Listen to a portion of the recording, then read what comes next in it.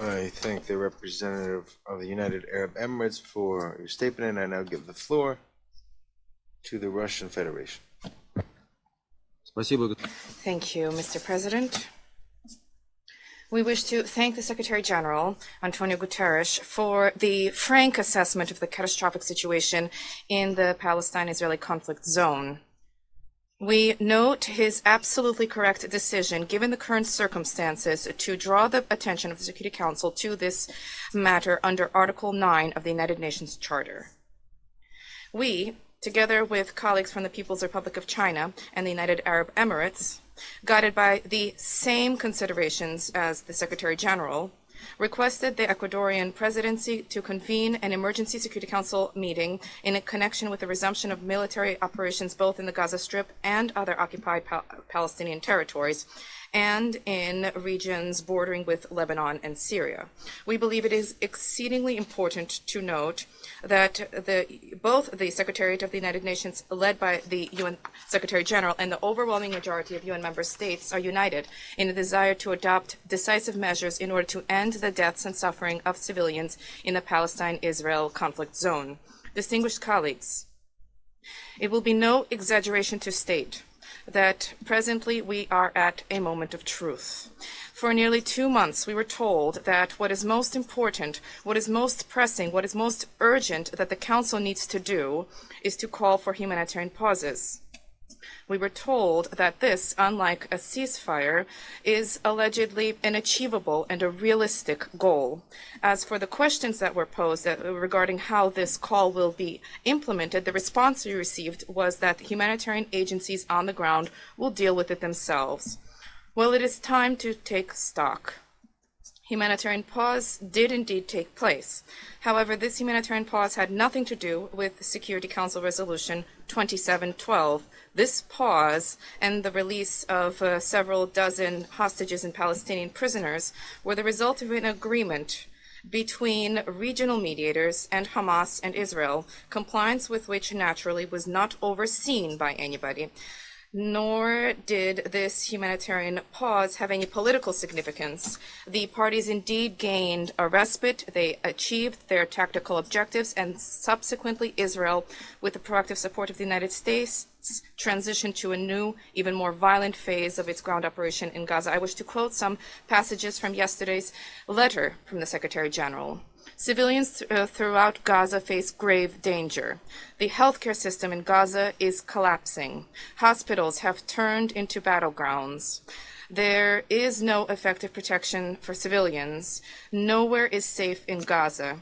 Amid constant bombardment by the IDF, I expect public order to completely break down soon, rendering even limited humanitarian assistance impossible. End of quote.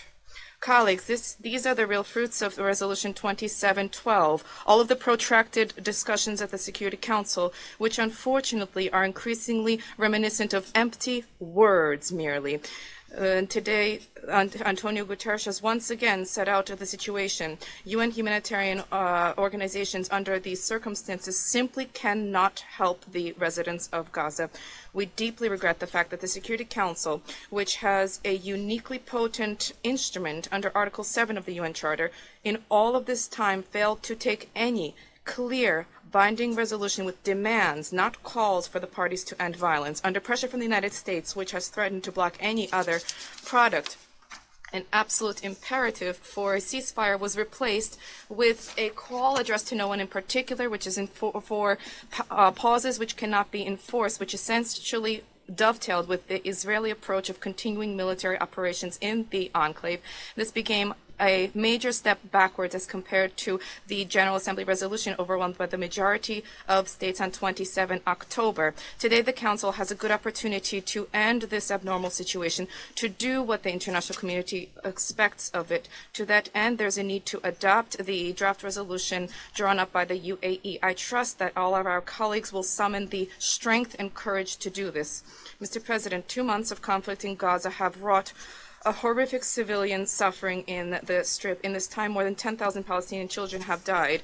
Information is becoming public about many destructions of hospitals, schools, refugee camps, and UN sites, together with humanitarian personnel. The magnitude of this devastation in and of itself reflects the indiscriminate use of force. Moreover, there are indicators of deliberate destruction of objects which are protected under international humanitarian law.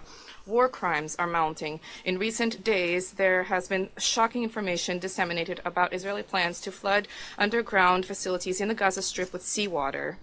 According to publicly accessible information, Sahel has already established a system of pipes and pumps designed for pumping seawater, and presently is discussing with the United States the practical way to carry out this flooding, whether there is sufficient water, whether the topography of the tunnels will allow for this to be done, and so on. Such a step, if taken, will constitute a blatant war crime. Here we are not just talking about the fact that this flooding could be akin to an order for no mercy for anybody, and not even about the fact that there may be civilians present in these tunnels. The likelihood of this is very high. Where else can they flee from the indiscriminate bombardment as a whole, as well as the deliberate strikes targeting hospitals, schools, refugee camps, and UN sites? As you heard from the Secretary General today, safe spots in these small but densely populated strips simply don't exist. Its southern part, which had previously been enduring regular strikes, has now completely transformed into a zone of active military hostilities. The biased Western media outlets extol the genial tactical decisions of the Israeli army. They are not even trying to pose the question of what the consequences may be of pumping thousands of cubic meters of seawater, that is salt water, into the soil. And we see a clear plan to demolish the already tenuous agricultural capabilities of the Strip, insofar as seawater will inevitably pollute Gaza's groundwater. Here I wish to recall that from the very beginning of escalation, Israel has been obstructing the normal deliveries of drinking water to Gaza. The main part of the water supply has been disconnected. Deliveries are only being provided for the certain parts of the south of the Strip. The humanitarian agencies unanimously say that this is not enough to provide for the basic needs of thousands of civilians besieged in Gaza. If on top of the artificially established problems with drinking water from the tap, if the groundwater is then also polluted, the situation will become catastrophic.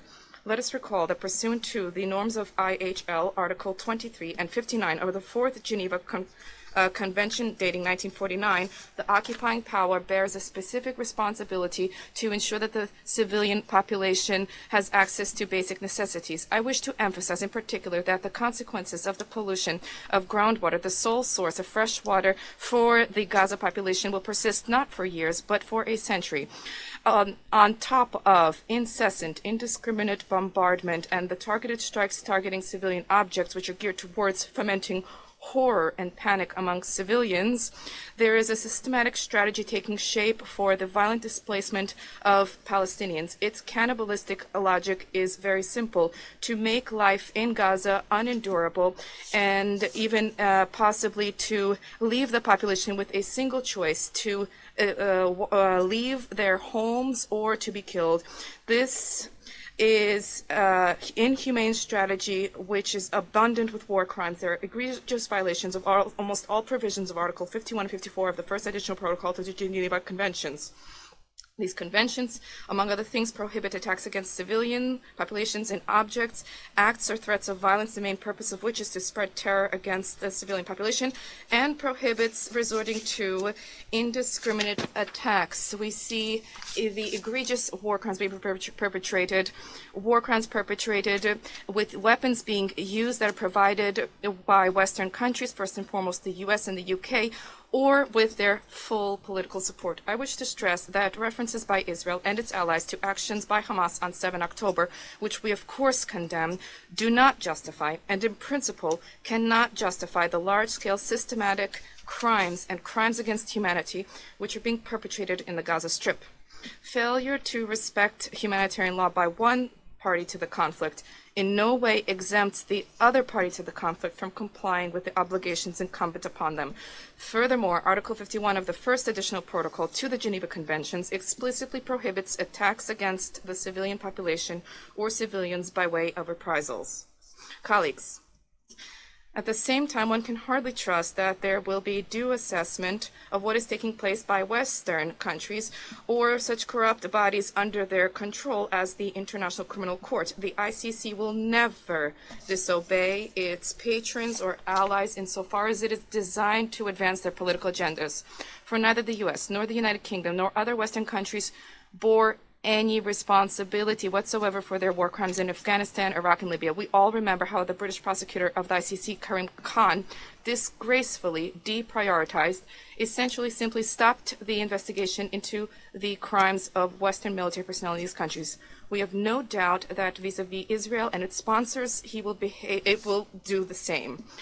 Mr. President, of course we share the view that we all need to not lose sight of the prospects for Palestine-Israeli settlement on the basis of the two-state formula, which we believe has no alternative. We stand ready to work to that end. However, today the main priority is to end armed hostilities and to save Palestinians from extermination. To conclude, I wish to turn to our Arabic brethren and sisters in their native language.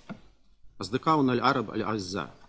My dear Arab friends, Russia calls to an end to the cycle of violence that began since the escalation between Israel and the Palestinians that we have been witnessing since the 7th of October.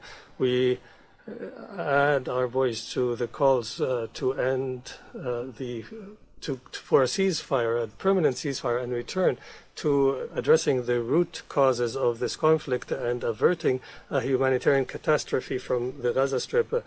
We denounce categorically any act that may lead to civilian deaths, including women and children. We also do not accept any plot to forcibly displace the Gaza population to the south, which is a new Nakba for the Palestinian people. My country supports all constructive initiatives of the Security Council that aim to normalize the situation and open the space for a serious settlement process between the Palestinians and the Israelis against the background of the attempts by one of the council members to slow or sabotage these collective efforts. In the face of these suspected plans, Russia continues to stand in solidarity with the legitimate aspirations of the Palestinian people to establish their independent state on the borders of 1967 with East Jerusalem as its capital, and which coexists in peace and security with its neighbor Israel.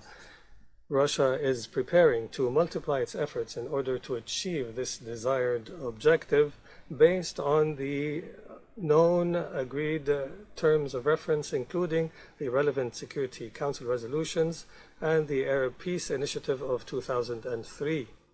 And we are doing so in coordination with our partners.